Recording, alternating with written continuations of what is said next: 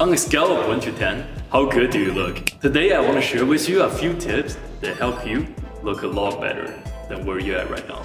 Look is a very interesting metric because it cannot be quantified in a way that money can, in a way that power sometimes can, in a way that fame sometimes can. But if you do have a good look, there's a lot of privileges that comes with it. This psychological effect called halo effect, some also call it the beauty privilege. If you're objectively a very good looking person, you can go to certain places without paying as much, you have shorter jail sentences, and tend to have more social benefits by pretty much just existing. That sounds really charming, but having good look is not just genetics.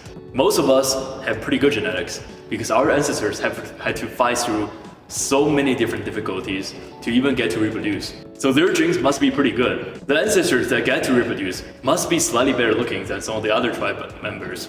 In this sense, most of us watching this video right now, we don't have bad genes. But modern society has made it very difficult for us to look good. We have high sugar diet, which generally create more body fat for men and women. We have sedentary lifestyle, which generally make us so much more unathletic and lame looking. All these things contribute together, make the modern man look pretty bad. If you go around your street and look around, sample maybe 10 different young men, most of them doesn't even look deserving for a woman in their life. This is sad, but this is true, because most of us don't pay enough attention to look. A lot of us try to get good grades as a kids because our school gave out benefits for someone that have good grades. But in the same way, society has been giving out benefits for someone that look good. Why don't you try go ahead and achieve that? There are a few ways to go ahead and achieve good looks. One of them is physical exercise. This one really stuck with me because as a man, physical exercise is not even about having a great body. You can cover every piece of your skin, but if you exercise, you just generate this more confident, radiant existence when you're walking around, when you're talking to people. You just naturally become more happier, more positive, and that will affect people in a great way. So as men, if you do more exercise, it makes you physically look more manly, it makes you physically look more dominant. And both of these traits are really good for physical attractiveness. If you haven't started physical exercising, please do, because as a man, if you don't, the negative health effect of not exercising will eventually catch up to you. Around the age of 30, you will start to feel physical decline, and then you will start to live the rest of your life in pain and suffer. Even without trying to look good, exercising is such an important part of your physical and mental health. In order to improve those things, you can start small. You can start by joining your local gym, or start going on longer walks than normal, and start to jog after you become more comfortable taking a little bit of walk every day. Now, the second way of looking better is to improve your style. If you go on the internet right now, you can see so many advices to tell you what style is good, what style is bad, how to buy the specific brand to make you look good. Those never works. Buying a high-end brand and choosing Balenciaga over H&M is not gonna make you a better looking person. You will probably attract the wrong kind of person, to be honest, mostly dudes. In order to look physically attractive, you have to be able to create a character around yourself.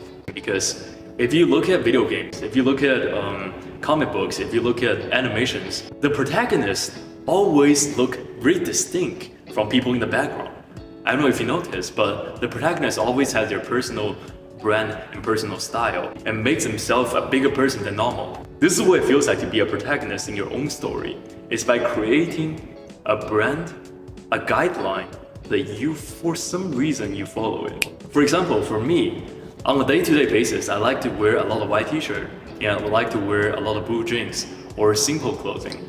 I prefer the color white over every other color. You don't need to copy me, but try to come up with a criteria that you always follow with your style. And make sure that your style is minimalistic.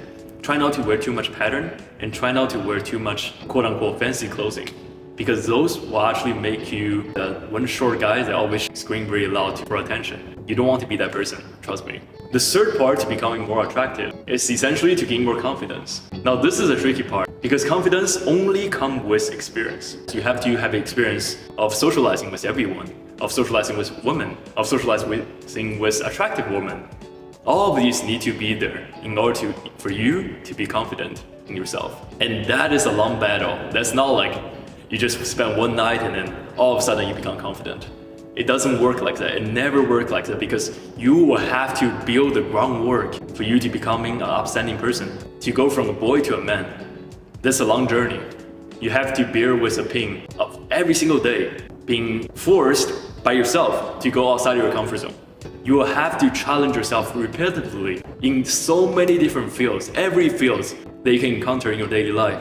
Whether it's driving, it's going to a clinic and how to talk to a doctor, it's how to walk your pet properly, it's how to change a tire, it's how to cook, it's how to clean your room properly. So many lessons, and by learning all these lessons bit by bit, you'll build your confidence as a man. And this becomes very magical and magnetic to the people that you want to attract. So these three are the big, broad, categorical things you can work on for your physical attractiveness. There's so many small categories that comes underneath these three border frameworks. Remember, physical attractiveness comes with physical fitness. You have to be able to exercise. Secondly, you have to be able to have a strong sense of personal style. This is not just about clothing, it's about how you carry yourself. You have to be able to be the best version of yourself, which means amplifying the qualities that you already own and then exemplify it, make yourself bigger than life. My grandpa is such a character. He's in his late 70s, but he's still very attractive. He talked to every elderly lady in the block, and he's super socially desirable from both men and women. Now, physically, he might have declined from his prime age, which is maybe for men it's around 30 to 40 years old. He's no longer there. He now has graying hair and old saggy skin. But he's still attractive because he has maintained a strong personal brand. He has maintained a strong personality that's bigger than life. So people still gravitate towards him. Most of the political leaders generally fall into this category. They have great personal brand and have great charisma to draw people in. Let me remind you again, the third point is the most important of all. You have to be able to present yourself as someone that radiates confidence, because if you are not confident in yourself, no one's going to be confident in you. Please comment and let me know what your experience is with becoming more attractive, looks maxing. How do you do it? If you found values in that video, so will others like you. Comment, like, and subscribe for more adventures and deep talk with me.